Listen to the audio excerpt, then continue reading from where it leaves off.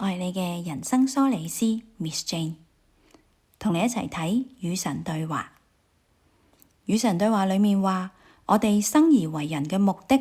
就係去決定、去宣告、去創造、去表達、去體驗同埋去實現我哋真正係邊個。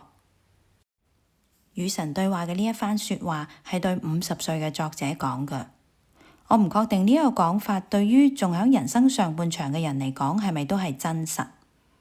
喺人生梳理科學裏面，我哋要等待靈魂成熟，差唔多40歲開始，我哋嘅靈性自我就有能力決定我真正係邊個，並且根據呢個決定去創造我下半生嘅人生。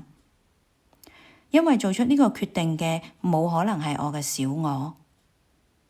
與神對話話，我哋每一個人都係神，因為神就喺我哋裏面。但係書入面就冇交代我哋點樣讓自己成為神。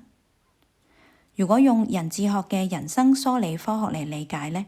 當我哋靈性自我已經成熟，能夠掌管我哋嘅身心靈之後，我哋先至能夠話我哋係神聖嘅。因為從上而嚟嘅靈性力量，透過靈性自我完全咁樣滲透到我個物質身體，我從下而嚟嘅靈魂同埋從上而嚟嘅靈魂當中。呢個過程發生喺我哋22到42歲嘅時候。咁到咗42歲，我哋就可以話我哋被靈性滲透咗啦。我哋先有嗰一種嘅神性去決定自己係邊一個。所以到底我哋係咪有嗰種能力決定自己係邊一個，取決於我哋嘅靈性自我有冇完全咁樣滲透到我哋身體同埋上下兩層嘅靈魂當中，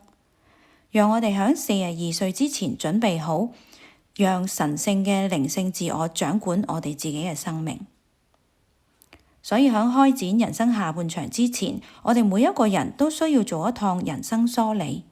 以歐洲靈性科學嘅方式，讓靈性自我有意識咁樣同我哋嘅身心靈連結，讓靈性自我完全咁樣進入我哋嘅生命裏面，從命運之手將我哋解放出嚟，讓我哋完全地自由地決定人生下半場我要成為一個點樣嘅自己。呢一個放下人生迷惘，邀請靈性自我參與我哋生命嘅過程，需要嘅係意志。如果你仲未揾到呢份意志，同我預約一次人生梳理 Deep Talk，等我同你一齊梳理人生啦。